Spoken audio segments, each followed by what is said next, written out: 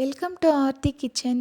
இன்றைக்கி நம்ம செய்ய போது அசோகா அல்வா ஈஸியாக எப்படி செய்யலான்னு பார்க்கலாம். இந்த லாக்டவுன் டைமில் வீட்டில் இருக்கிற பொருளை வச்சு ஈஸியாக செய்யலாம். வாங்க பார்க்கலாம். இது தேவையான பொருள் பார்க்கலாம். பாசிப்பருப்பு 200 gram, sugar 200 gram, 2 table spoon கோதுமை மாவு, எல்லாமே நான் இந்த கிளாஸில் அளந்திருக்கேன். இது 200 கிராம்ஸ் இருக்கும். சுகர் எடுத்துகிட்ருக்கேன்,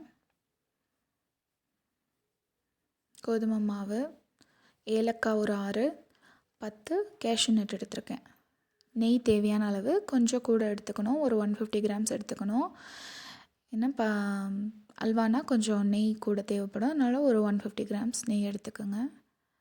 இப்போ நம்ம பாசிப்பருப்பு நல்லா வறுத்துக்கலாம். வாசனை வர வரைக்கும் நல்லா வறுத்துக்குங்க.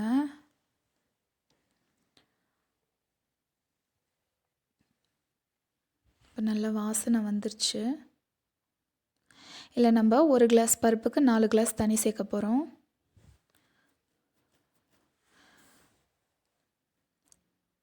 ரொம்ப தண்ணி சேர்த்துறாதீங்க. ரொம்ப தண்ணி சேர்த்துட்டிங்கன்னா அப்புறம் அல்வா ரொம்ப நேரம் கிண்டணும். ஸோ அந்த நான் சொன்ன அளவுக்கு சேர்த்திங்கன்னா கரெக்டாக இருக்கும். 3 விசில் வச்சு நல்லா குழவா எடுத்துக்கலாம். பாருங்கள், நல்லா குழஞ்சி வெந்துருச்சு. இது வரைக்கும் நம்ம சேனல் சப்ஸ்கிரைப் பண்ணாதவங்க சப்ஸ்கிரைப் பண்ணுங்கள். ஆர்த்தி கிச்சன் சப்போர்ட் பண்ணுங்கள், லைக் பண்ணுங்கள், ஷேர் பண்ணுங்கள். இப்போது நம்ம ஏலக்காவை பவுட்ரு பண்ணி வச்சுருக்கோம். கொஞ்சம் சுகர் சேர்த்து பவுட்ரு பண்ணி வச்சுருக்கேன். இதில் கடாயில் நெய் போட்டிருக்கேன், 1 டேபிள் ஸ்பூன். இதில் நம்ம முந்திரி பருப்பை இப்போ வறுத்து எடுத்துக்கலாம். பொன்னிறமாக வர வரைக்கும் வறுத்து எடுத்துக்கோங்க.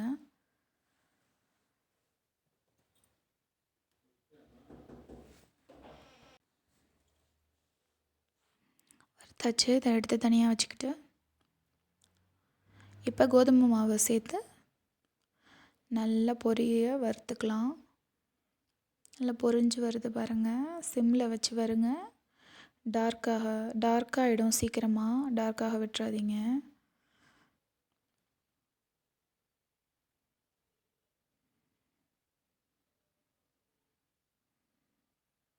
கைவிடாமல் நல்லா கிளறிக்கிட்டே இருங்க.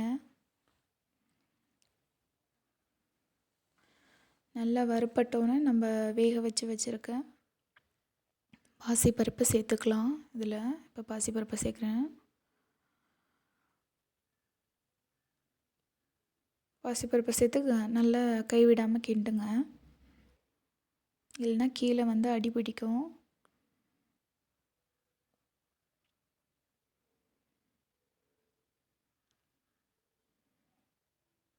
இப்போ நம்ம சுகர் சேர்த்துக்கலாம்.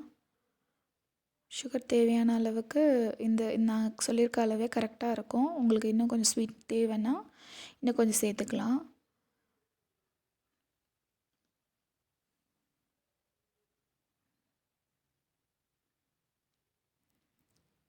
நல்லா கைவிடாமல் கிண்டுங்க.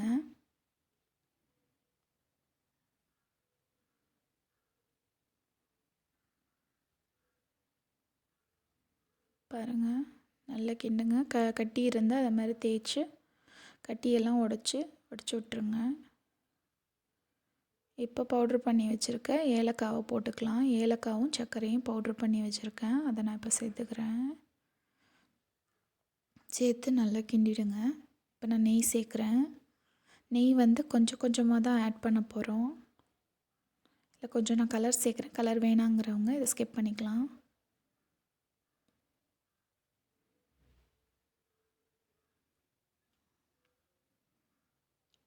இப்போ நான் அதுக்கு சேர்ந்து வரும்போது காட்டுறேன். அதை பாருங்கள், இன்னும் கொஞ்சம் நெய் சேர்த்துருக்கேன். பாருங்கள் எப்படி திக்காகி வந்துட்டுருக்கு. இன்னும் நல்லா சுருண்டு வரும். நான் கடைசியாக சுருண்டு வந்தோன்னே நல்லா வெந்து வந்தோன்னு காட்டுறேன்.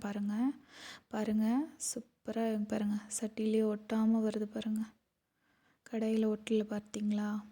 இன்னும் கொஞ்சம் கிண்டணும்.